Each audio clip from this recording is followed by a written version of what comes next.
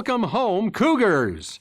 Many thanks to our Cougar Marching Band, and welcome to the opening ceremonies for Homecoming 2022. BYU's homecoming theme is unique in all the world, and the founder who embodies our theme is Brigham Young Academy grad and professor and apostle James E. Talmadge. Now, please welcome BYU President Kevin J. Worthen.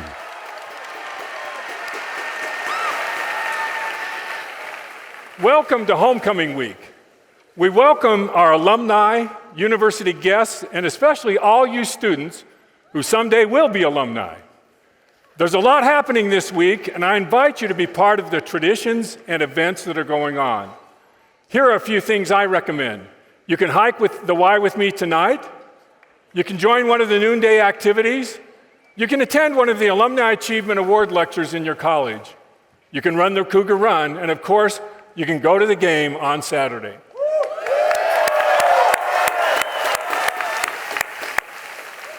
If throughout the week you see visiting alumni or guests of any kind, especially fans from University of Arkansas, be sure to welcome them warmly.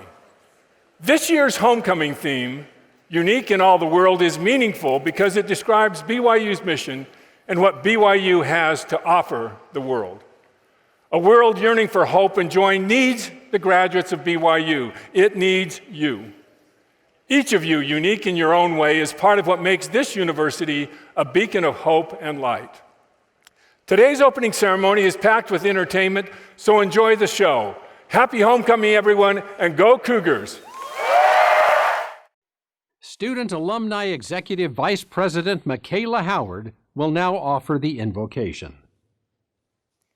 Our dear Heavenly Father, we are so grateful to be gathered here at Brigham Young University. We're grateful for a university that gives us the opportunity to be connected for good and to find a place of belonging here on campus. We ask Thee to please bless all of the participants and performers today. We're so grateful for their preparation. Bless them with Thy Spirit, and please bless all of the students and faculty here with Thy Spirit as well as they continue their studies this semester. We love Thee, Father, and we ask and say all these things in the name of Thy Son, Jesus Christ. Amen. Now, please welcome the Power of the Wasatch as they perform Highway to the Danger Zone.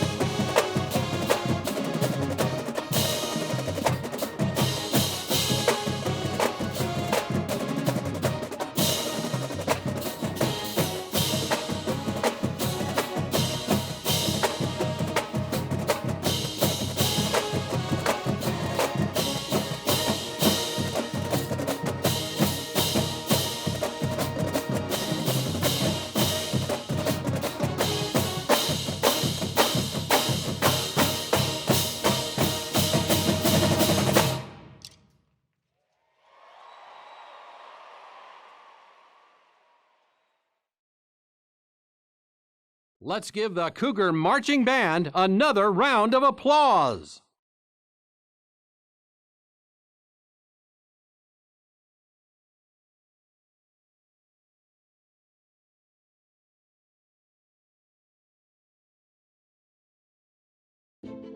Your light must have a very special glow, for while you will do many things in the programs of this university that are done elsewhere, these same things can and must be done better here.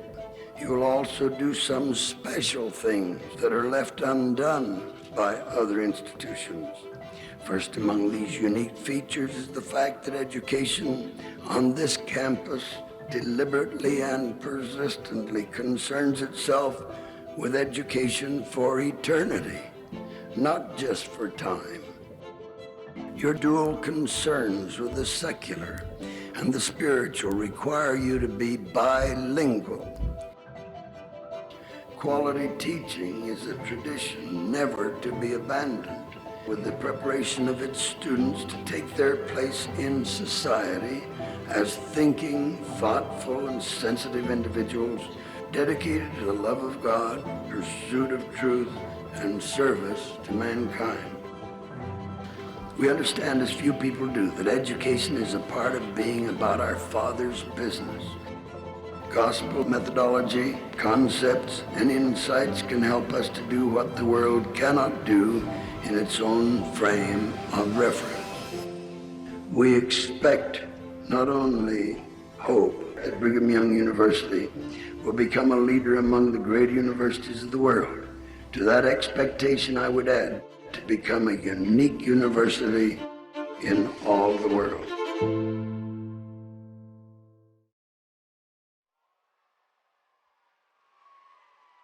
Now for more of the amazing talents of our students.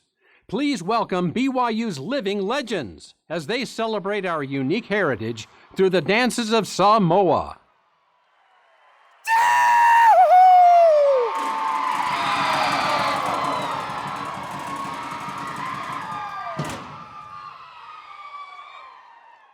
Cougarettes!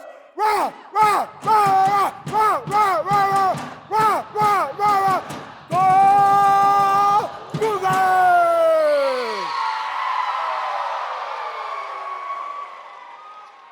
Guys, this is for you. Wah, wah! Wah, wah! Tutolomai! Tutolomai! Hey, hey! Hey, hey! Ho, ho! Ho, ho! So we are!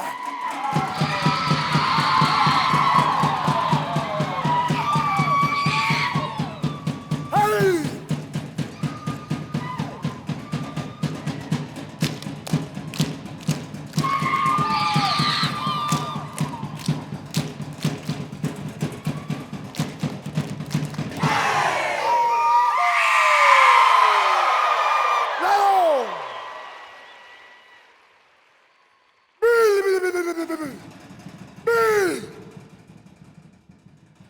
Bacha!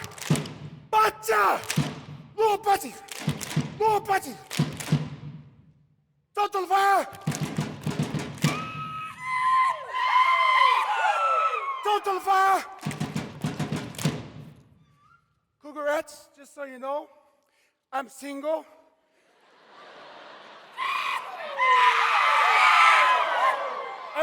I'm ready to mingle. Watch this. Karimaya Kitty!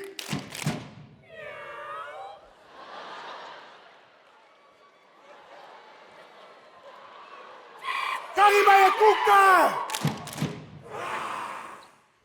Sulala!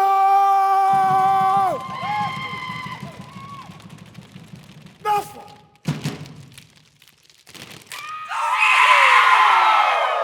Sulala! Nafa!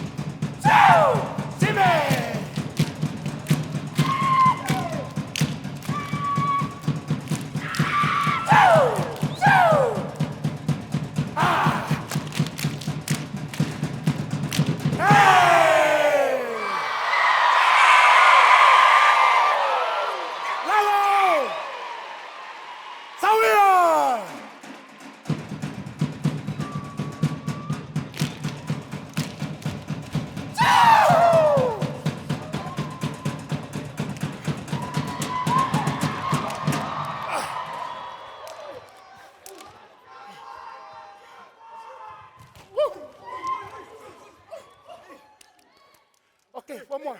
Sauia!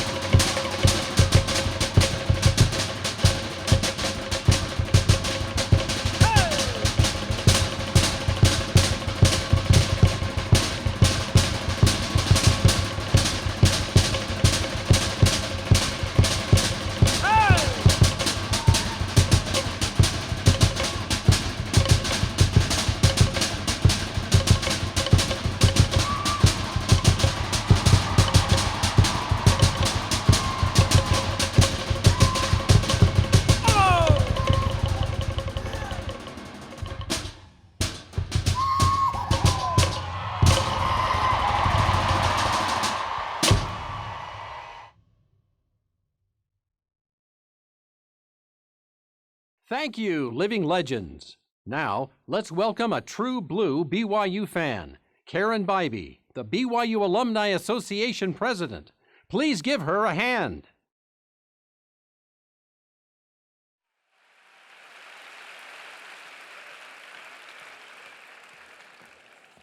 Hi, everyone, and a big welcome to you from the Alumni Association. Homecoming is a wonderful tradition at BYU, so make sure that you are part of it. Today, I'm honored to announce some of our Brimhall Essay Contest winners who were inspired by this year's founder, James E. Talmadge. 299 students submitted an essay for the essay contest. This is an annual part of BYU Homecoming. Their essays describe the founder in the context of our homecoming theme and give some personal reflection. This year, we have 6 contest winners. Our 3 honorable mentions and recipients of $500 are Payne Farrell, a senior in sociology from Gilbert, Arizona.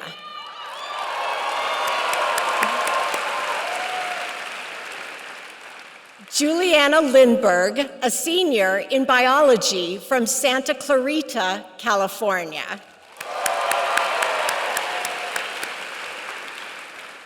And Coleman Numbers, a sophomore in English from Johnson City, Tennessee.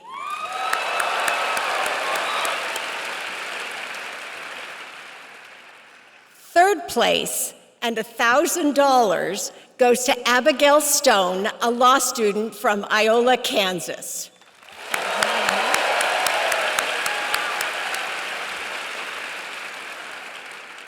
Our second place winner, who will be given $2,000, is Isaac Fisher, a freshman in economics from Anchorage, Alaska. Let's give all these winners a round of applause.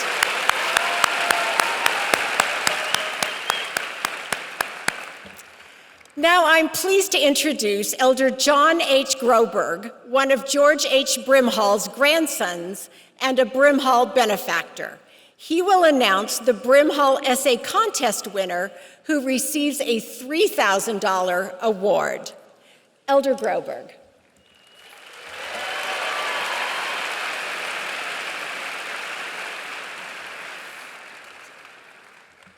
Thank you, Karen. On behalf of the Brimhall family, I am pleased to announce that the winning essay entitled The Parable of the Cane belongs to Isaac Richards, a grad student in English from Rexburg, Idaho.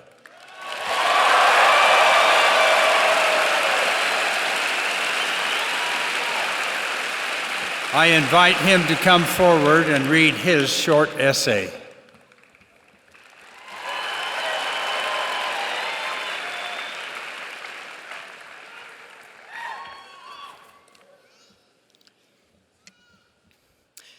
Coffee at 10 a.m. on Friday? My eyes froze on the email.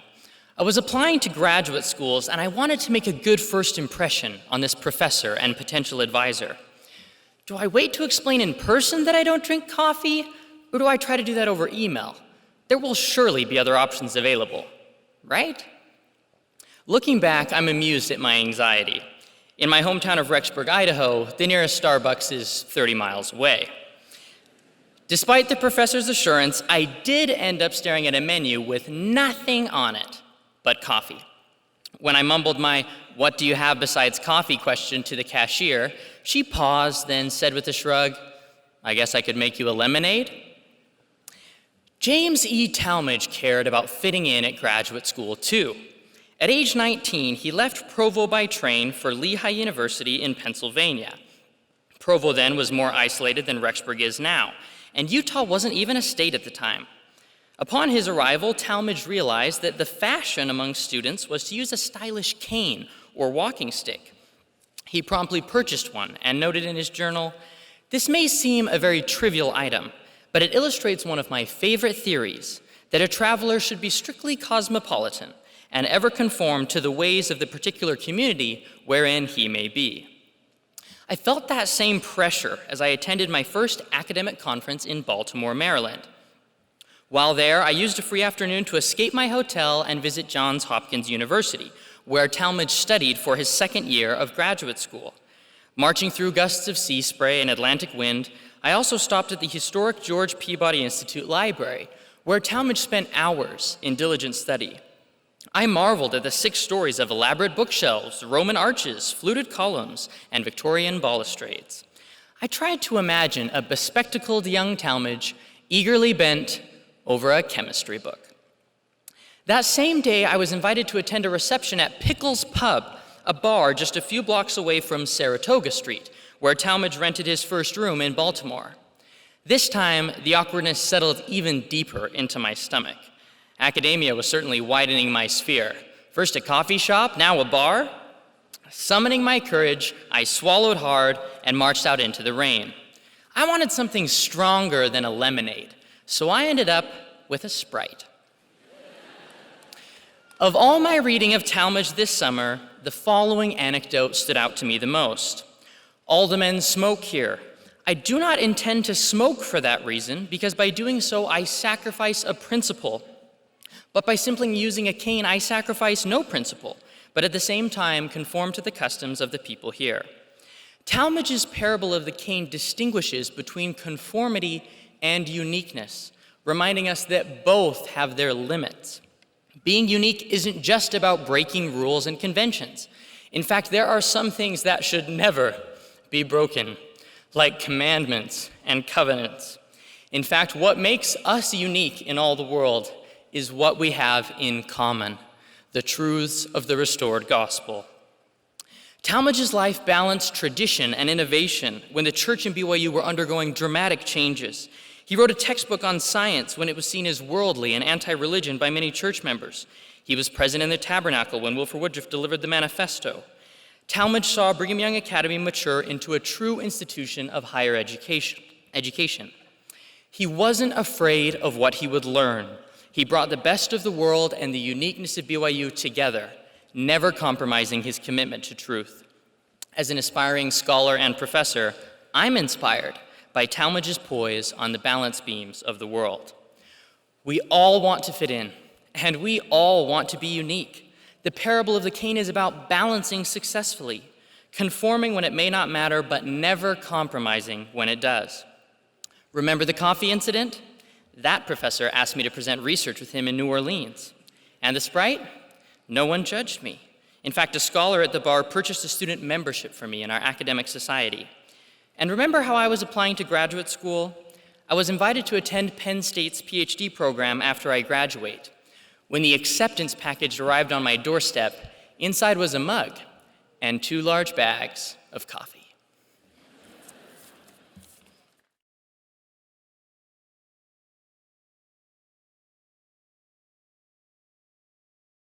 Thank you, Elder Groberg.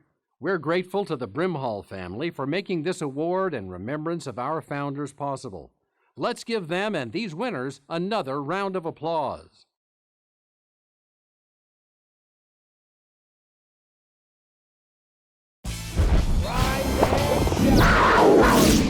Friends, and welcome to BYU Sports Station, live from Studio B. I am Spencer Linton. To my left sits Jerem Jordan.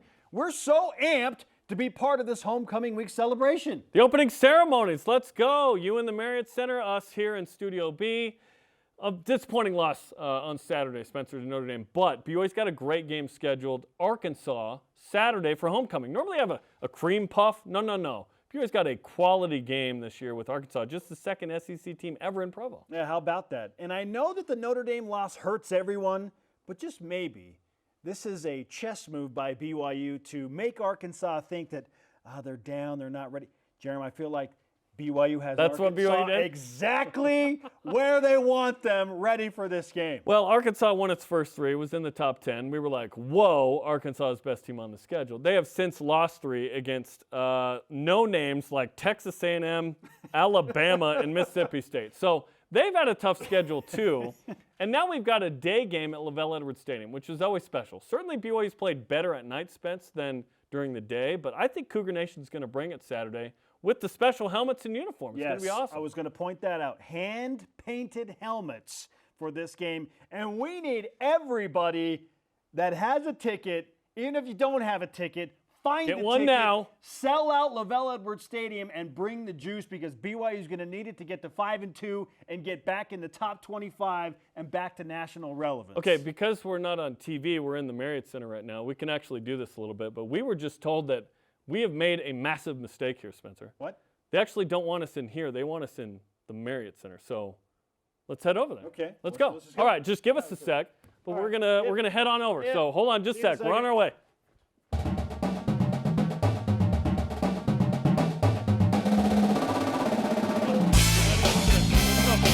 Let's go. Hurry! Okay. I had to put on my running shoes. Okay, here we go. I had to put on my running Let's go. shoes. Yeah. Woo! Come on! Let's go. Let's go! They just did a study that said putting your hands on your head doesn't do anything. Tell that to every high school coach in America. Good gosh. Oh my gosh. It is so great to be with you all in the Marriott Center. What's up? Happy homecoming! Wow. We normally have 3 people in our studio and they're holding onto a camera. So this kind of affirmation is incredible for us. Yeah. This is awesome. Thank you for pretending like we are important. Hey, but BYU's friggin' awesome, is it not? What a great place to be. A great crowd. This is a special place. I meant what I said. We're thrilled to be part of this homecoming celebration. And we thought, what message could we share with the elite of the elite at BYU in the Marriott Center that would resonate? And we settled on this, Jerem. The top 5 reasons, because everybody loves lists, the top 5 reasons BYU is ready for the Big 12. Oh, first of all, I think it's pretty obvious. In our culture at this university, we love the number 12. How about the 12 tribes? That's a good start, okay? How about the 12 apostles? Yeah. That's the real Big 12. It's the real We Big had 12. the Big 12 before BYU was in the Big 12. And for those that love sports, the number 12 is a very, very prominent number within BYU football. Shout out to our guy, John Beck, who produced one of the greatest moments in BYU football history. Beck to Harley. He wears number 12. Yes, okay, and so for you younger generation folks, you're like, who's John Beck? How dare you, first of all. Secondly, go learn. And third, we've got somebody currently who wears the number 12 we think is pretty cool too. Puka Nakua, ladies and gentlemen. Number 12. We love the number 12. Bless this man's hamstrings. Number 4, Y Mountain. Don't tell me BYU doesn't have money. They bought a mountain. Did you know that they used to whitewash it by hand? They'd hand buckets up. Look at that's Dallin H. Oaks just throwing paint on a bunch of rocks. And in the Big 12, they don't have mountains, they have hills. This is an actual mountain in West Virginia. I'm sorry, what? We got them mountains here. Actual mountains. We got the mountains. Actual mountains. But we don't have corn. We need the farmers. We need the farmers. Number 3. We bring the greatest refreshment known to mankind. Cougar tails. And frankly, we need at least 12 flavors. Can we work on that? Chocolate, strawberry. I don't know how I feel about orange roll. Some of those look really disgusting, but the point is made. More Cougar tails, more of the greatest donut ever. Mint chocolate chip. Yeah. I could go with some birthday cake. I really could. Okay, number 2, Cosmo. Yeah. Oh, come on. Oh! Seriously, we've seen so many crappy mascots from other schools that can barely do push-ups, like unbelievably bad. Shout out to Willie the Wave, you stink. Cosmo is the best. Check this out. My rollie don't tick, blue face, rollie, red face, rollie, ayy. I just wanna rollie, rollie, rollie with a dapper ranch. I already got some designer to hold on my pants. I just want some ice on my wrist so I look better when I dance. I be looking at it, put you in a trance. Rollie, rollie, rollie with a dapper ranch. I already got some designer to hold on my pants. I just want some ice on my wrist so I look better.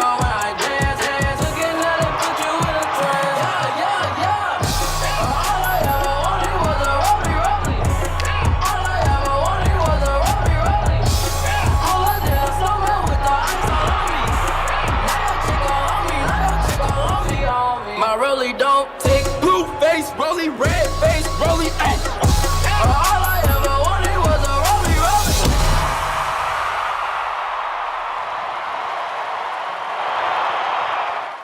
rollie. We ask simply, He's the best. can your mascot do that? I don't think so. He's the best. I know Western Kentucky people are like, what about Big Red? Big Red ain't doing that. Big Red's a blob. And the number one reason BYU is straight up ready for the Big 12. We got to go right down to the reason that Jeremy and I have a job talking about sports every day, because BYU features amazing athletics from top to bottom. Let's start it off with the ladies, shall we? BYU women's soccer. Yeah. Made an appearance in the national championship game last year. All they do is win, baby. Big game versus Portland Saturday. Number 14 in the country. They're undefeated. Be there at Southfield after the football game, 7 o'clock. Let's keep it rolling with sometimes a sport that doesn't get enough due credit. And they should receive more credit because they win national championships. Connor Mance and Whitney Orton, the best in their craft in cross country in the entire country. Connor just took 7th and #1 American in the marathon over the weekend. First marathon? Pretty good. Just a casual 26 miles.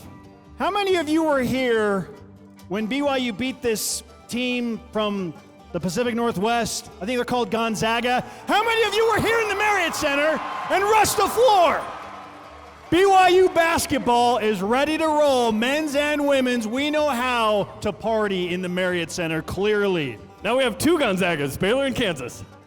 Speaking of Baylor, Jerem, not too long ago, there was a field storm after BYU beat the defending Big 12 champions. So technically, doesn't that give BYU the title belt right now? That they own the Big 12 title belt because they beat the best team in the Big 12 from a year ago? I'll take it. I'm going with it. We're about to wear way more belt buckles. Hey, last but not least, Jerem, BYU, you've joked for years, is a volleyball school. There's a lot of truth. Not a joke. To It's a BYU volleyball school. being a volleyball school. It's a running school, it's a volleyball school, it's a basketball school, it's an everything school. Amazing athletics. We're stoked BYU's going to the Big 12, and those are the top 5 reasons BYU is ready for the Big 12. Enjoy this week. BYU is awesome because of you. We love you. Happy homecoming, and remember, always use situational awareness. Obedience. Obedience. Obedience. Come on now. Shout out to the RMs. All right, back to Studio B. We got to go.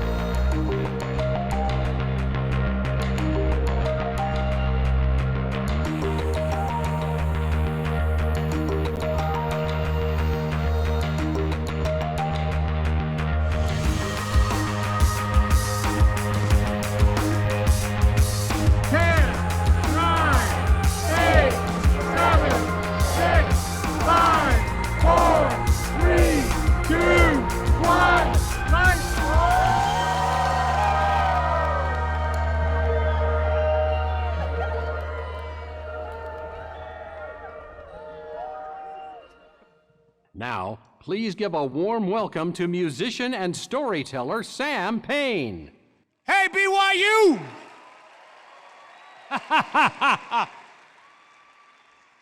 On my left hand, Bart Olson, BYU, class of 2003. I work for BYU Radio, home of inspiring podcasts like Top of Mind and The Lisa Show and Constant Wonder and In Good Faith and The Appleseed. Podcasts that tell all kinds of stories for all kinds of people. BYURadio.org or wherever you get your favorite podcasts. Well, always on the lookout for a good story, this one came up.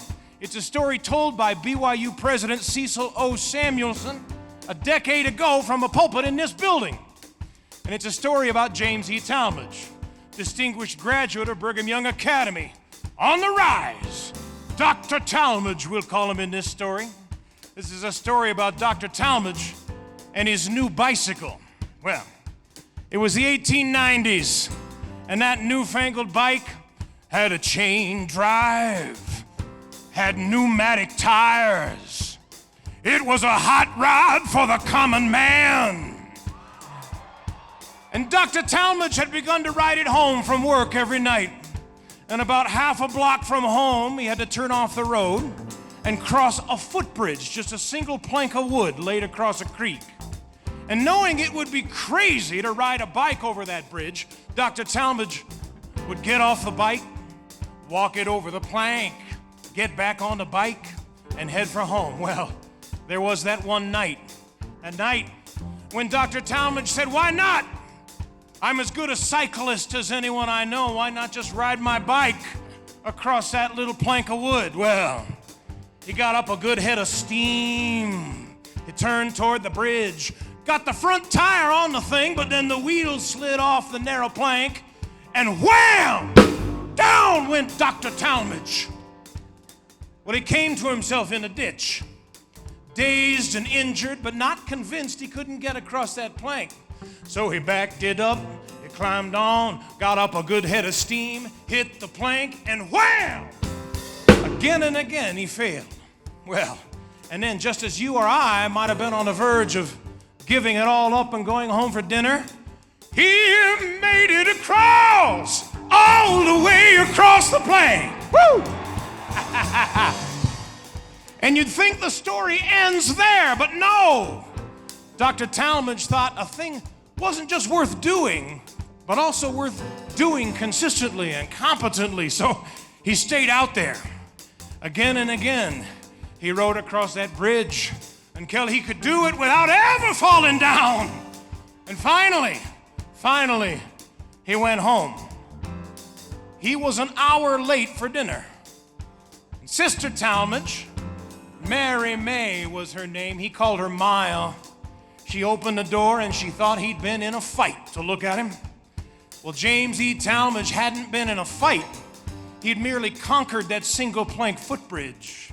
But he felt the thing you feel, despite being battered and bruised and bleeding, when you do the difficult thing you set out to do.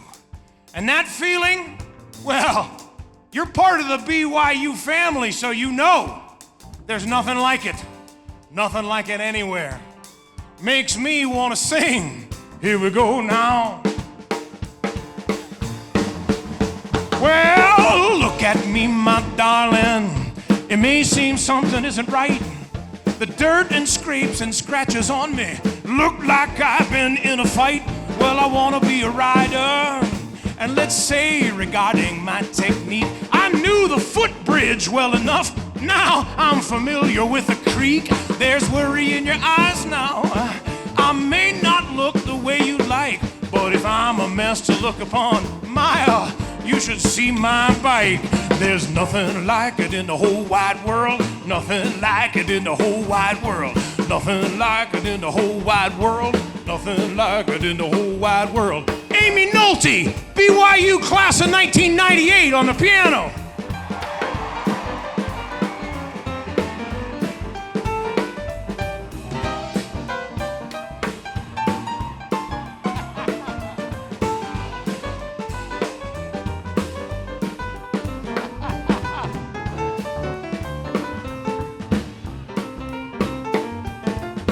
How about that? I rode and rode and rode again, better every time I tried. Picked me up each time I fell, ready for another ride. So I guess I have been fighting what I am versus what I'll be. I'm different than I was an hour ago. Just size me up and see. And now I got that feeling that nothing now that I can't do. Run me a college, write some books, get on my bike and go to school. There's nothing like it in the whole wide world. Nothing like it in the whole wide world. Nothing like it in the whole wide world. Nothing like it in the whole wide world. Now, hang down on the one, guys.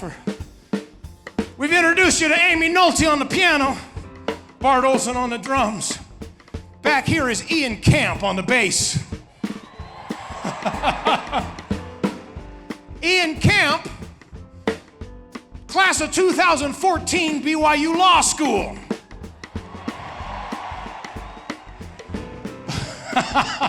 But there's something else we want you to know about Ian. Ian just happens to be the great-grandson of James E. Talmadge. His son, James Talmadge Camp.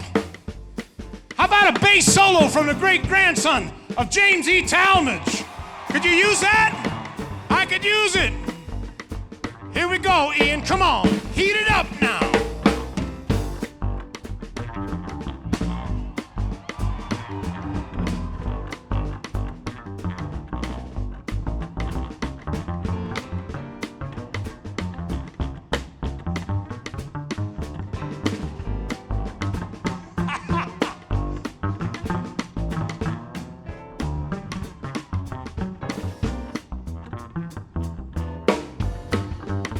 He plays that thing like Elder Talmadge rides bikes. Now, I know you're up there, and I know all you want to do is sing along. So let's do a little of that, shall we? I'll give it to you, you give it back. Here we go. 1, 2, 3. Yeah! Yeah, yeah, yeah! Yeah, yeah, yeah, yeah, yeah, yeah! Yeah, yeah, yeah, yeah, yeah, yeah, yeah! Yeah, yeah, yeah, yeah, yeah, yeah, yeah, yeah!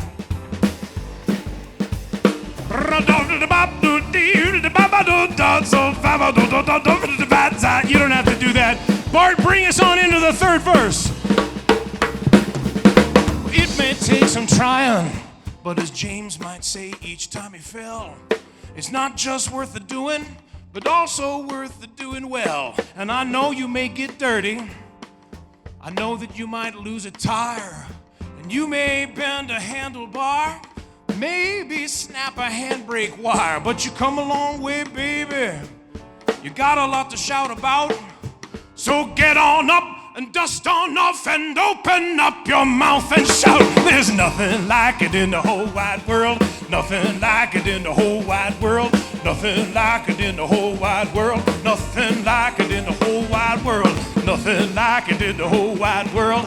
Nothing like it in the whole wide world. Nothing like it in the whole wide world. Nothing like it in the whole wide world. Right now, the bomb so over did it out of the bum skate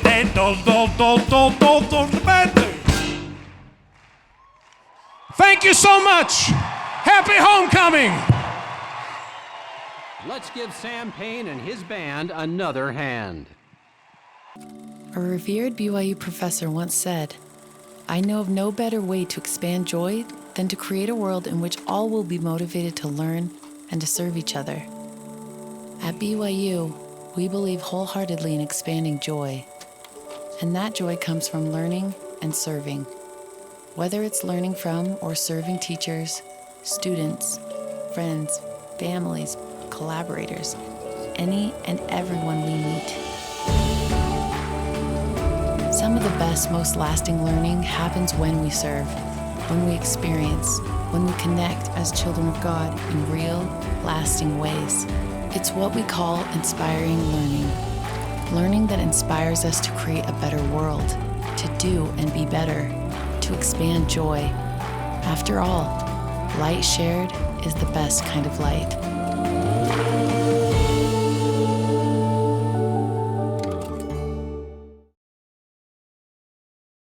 This group needs no introduction. Please welcome the BYU Cougarettes, doing their 2022 National Award-winning dance called Baseline. Step inside the club, right from head to toe. In my bird SOULJABs. Bird walk, quit my damn, make it look easy. My step,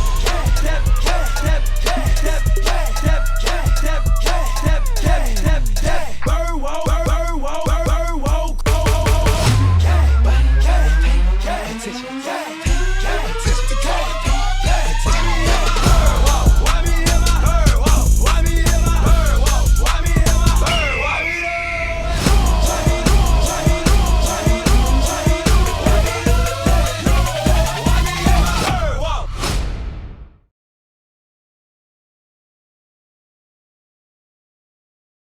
Work the waistline to the baseline, baseline, baseline. Work the waist.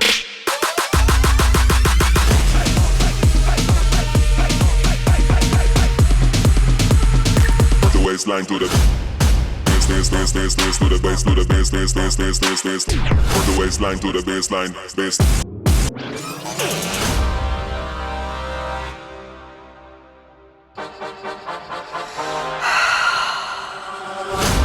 Me up, I'm counting my I'm loading my I'm writing down names, I'm making a list, I'm checking it twice and I'm getting them hit. To the OGs, I'm thanking you now. I was watching you when you was paving the ground. I copied your cadence, I mirrored your style. I studied the greats, I'm the greatest right now. way you looking at me. He say he like that Laffy Daffy. He's so goofy, call me daddy. He go stupid, he go daffy. Introduce this. Flossing like I do, wicked flossing like I do. Wicked saucing. I can teach you a couple things. Guess who's back? I'm on the east side, rolling with my west side. West side. Might pull up on the corner like Cosmo, and burn it down like left side. I'm 400 with the 40 pounds out. All I am, I got cash out, keen with the pounds out. He count on me even. Now we headed to the west side, rolling in some ice. Y'all in a Pepsi, it look like a monster. You ain't got to ask me, you ain't talking money. I see you this with this. This cost for ticket, plus tax. Big dog Draco for a mishap. It say Barbie on my wrist hat. I ain't at the bus stop. Bus back, essence, but bustin' access, bustin'.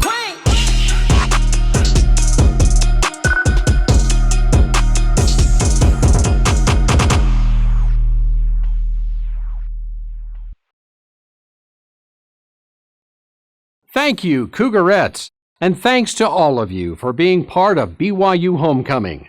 Now, please follow the Cougar Marching Band to Brigham Square for free pizza. Have a great week. Cause I'm in the stars tonight. So watch me bring the fire, set the night light. Shoes on, get up in the morning, cup of milk, let's rock and roll. Kink out, kick the drum, rolling on like a rolling stone. Sing song when I'm walking home, jump up to the top of the brown. Ding dong, call me on my phone, nice tea, and I'll get my ping pong.